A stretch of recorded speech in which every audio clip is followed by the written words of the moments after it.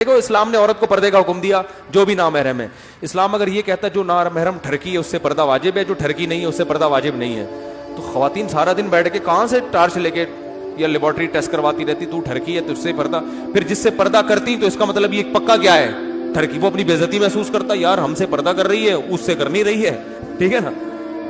عورت کو اللہ نے حکم دیا دیوروں سے پردہ کرے گی, سارے دیوروں سے کرے گی, چاہے شریف ہو یا برا ہو. اب اگر اللہ کہتا ہے جو دیور ٹھرکی ہے بھابھی پہ غلط نیت ڈالتا ہے اس سے پردہ ہوگا, جو نہیں ہے تو اس کا مطلب عورت جس سے پردہ کرتی جس دیور سے, وہ کہتا ہے یار اس کا مطلب مجھے تم نے فتویٰ دے دیا ہے کہ میں کیا ہوں برا آدمی, تو فساد ہوتا نا. تو اسلام نے کہا اس بحث میں پڑھنے کی ضرورت ہی نہیں ہے کہ کون اچھا ہے کون برا ہے, بھائی دیور سے پردہ, جیٹھ اور دیور سے پردہ کرنا پڑے گا.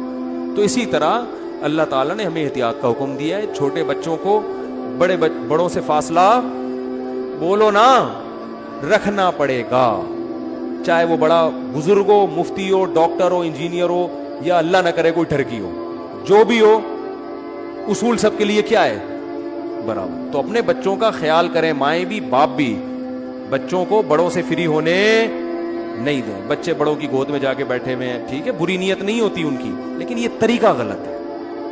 اور اس زمانے میں جب لوگ انٹرنیٹ پر بیہودہ چیزیں دیکھ رہے ہیں, جب جو ہے نا یہ مردوں کے سیکس کو باقاعدہ لیگل قرار دینے کی کوشش کی جا رہی ہے, اس زمانے میں آپ اگر احتیاط نہیں کرو گے تو پھر آپ بے وقوف ہو بھائی, بچوں کو بگاڑ رہے ہو. تو فاصلہ ہو, چاہے کوئی بھی ہو, اسکول کا ٹیچر ہو, اچھا یونیورسٹی میں پروفیسر آپ کی بچیوں کو پڑھا رہے ہیں تو وہاں بچیوں کی نگرانی کریں. بھائی یہ صرف پڑھانا ہے ان کا کام, گھر تک پہنچنے کی ان کو اجازت نہیں, ڈیٹوں کی اجازت نہیں. ایک صاحب نے اپنی بیٹی کا ایڈمیشن کروایا کو ایجوکیشن میں, ان سے کسی نے کہا کہ یار آپ کی بچی اتنی خوبصورت ہے, جوان لڑکی ہے, آپ کو پتہ نہیں یونیورسٹی میں ماحول کی, کہہ رہے میں نے پروفیسروں کو بتایا کہ بچی پہ نظر رکھیں.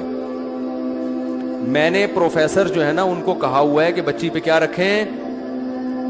ابے یار کیا بات کر رہے ہو بھائی تم یہ سچا واقعہ ہے, بڑے سمجھدار آدمی کا واقعہ ہے. تو ان کو نہیں پتا چلے گا, نہ کسی کو پتا چلے گا, تو اس لیے کسی کا راز میں فاش نہیں کر رہا ہوں.